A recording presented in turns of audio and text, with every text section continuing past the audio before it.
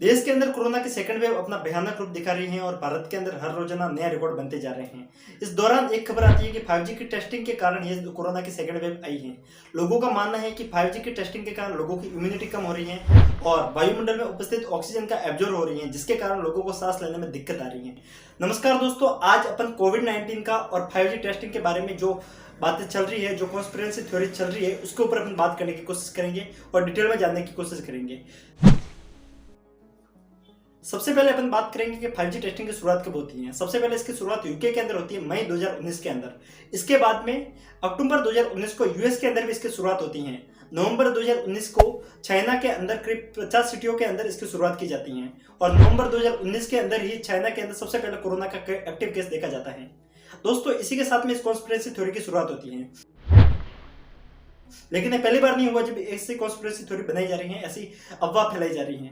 दोस्तों, 1918 के अंदर जब स्पेनिश फ्लू फैला था, उस समय भी लोगों ने यही बात बनाई थी, क्योंकि उस समय रेडियो का इन्वेंशन हुआ था और लोगों का मानना था कि इस फ्लू के पीछे रेडियो कहीं ना कहीं वेव का कारण है, रेडियो वेव इसके पीछे रिस्पॉन्सिबल है। 1968 के अंदर फ्लू फैलता है, उस दौरान लोगों का मानना होता है कि ये जो फैल रहा है, ये सैटेलाइट से आने वाले रेडियो वेव के कारण ये फ्लू फैल रहा है। और एक ही बात 2020 के अंदर भी देखी जाती है, जब कोरोना वायरस फैलता है, उस दौरान लोगों का मानना है कि 5G टेस्टिंग के कारण ऐसा संभव हो रहा है और कोरोना की वेव हमारे बीच में देखी जा रही है। 22 जनवरी 2020 को बेल्जियम पब्लिकेशन के द्वारा 5G is threatening no one know it की हेडलाइन के साथ में एक इंटरव्यू छापा जाता है, जिसके अंदर 5G के नेगेटिव इंपैक्ट को कहीं ना कहीं कोरोना वायरस से रिलेट करके जोड़ा जाता है।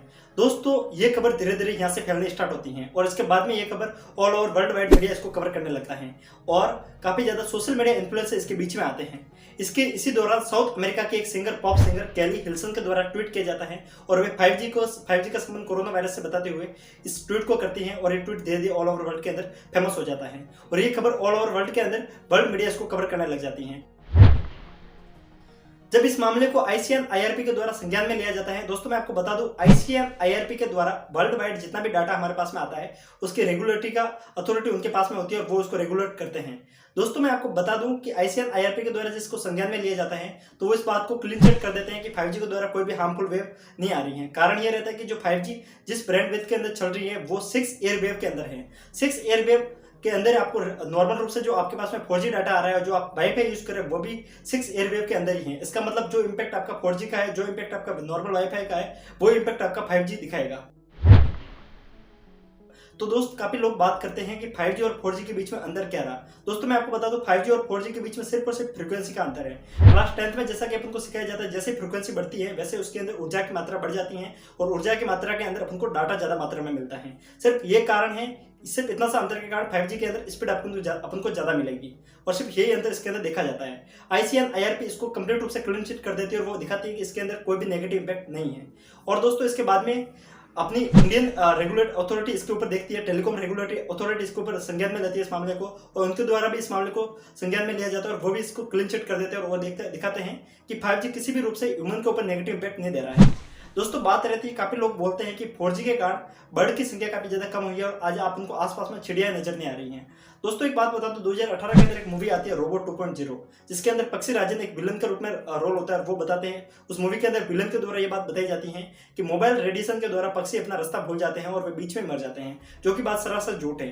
अप्रैल 2020 के अंदर ICN-IRP के द्वारा अपनी रिपोर्ट पेश की जाती है और जिसके अंदर वो 5G के नेगेटिव इंपैक्ट को भी दिखाते हैं और साथ में 4G के नेगेटिव इंपैक्ट के ऊपर भी अपनी रिपोर्ट पेश करते हैं, जिसके अंदर 5G को पूर्ण रूप से क्लीन चिट किया जाता है और 4G के रिगार्डिंग जो ये बात है कि बर्ड की रेडिएशन के कारण बर्ड अपना रास्ता भूल जाते हैं, इस बात को वो पूर्ण रूप से नकारते हैं और बताते हैं 4G का ऐसा कोई भी नेगेटिव इंपैक्ट नहीं है।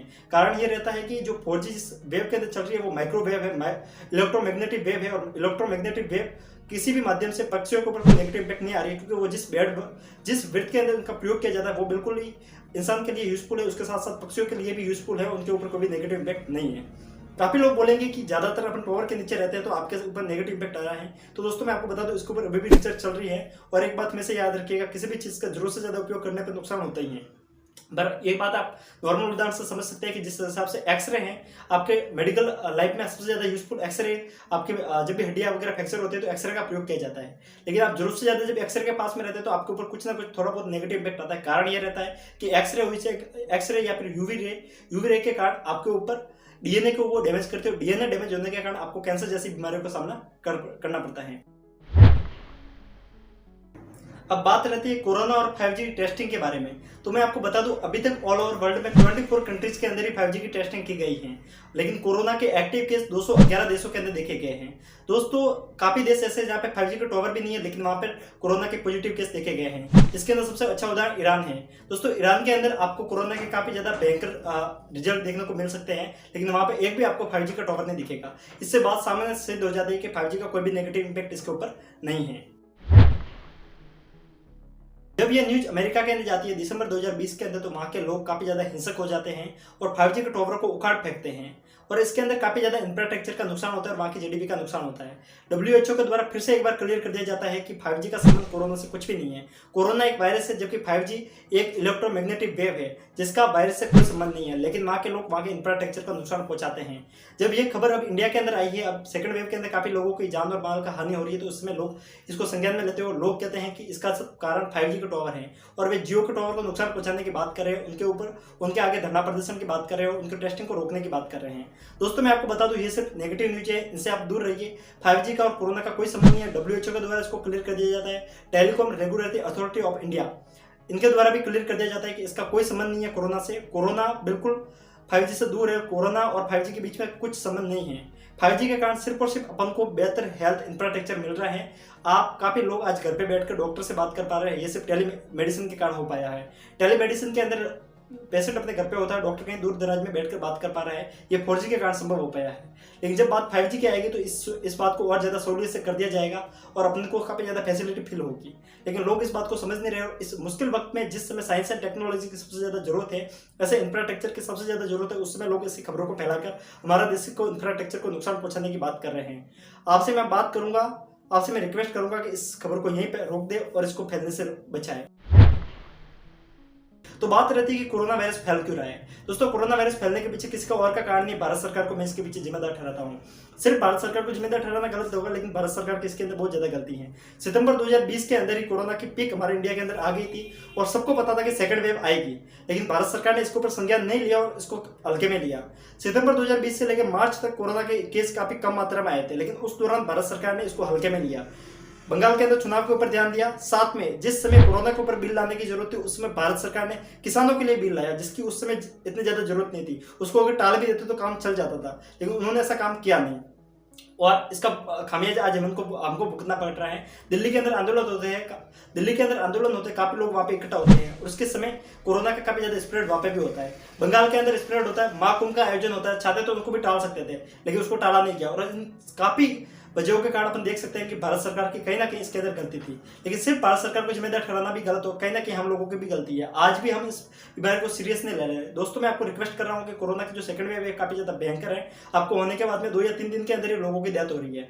मैं आपसे रिक्वेस्ट करूंगा कि आप ऐसी झूठी खबरों को ना फैलाएं, पॉजिटिविटी को फैलाएं, और जो ये 5G के रिगार्डिंग जितनी भी खबरें आ रही है उसको मैंने क्लियर करने की कोशिश की है। दोस्तों, अगर आपको लगता है कि इसके अंदर मैंने आपके सारे सवालों को सारे जवाब देने की कोशिश की है, सारे सवालों के सारे जवाब देने की कोशिश की है, तो एक लाइक और एक कमेंट करके जरूर बताइएगा। और दोस्तों, आप ऐसे ही मेरे काम को सपोर्ट करना चाहते हो तो आप सब्सक्राइब कर दीजिएगा और साथ में आप ज्वाइन बटन को भी क्लिक करके मेरे से डायरेक्ट जुड़ सकते हैं।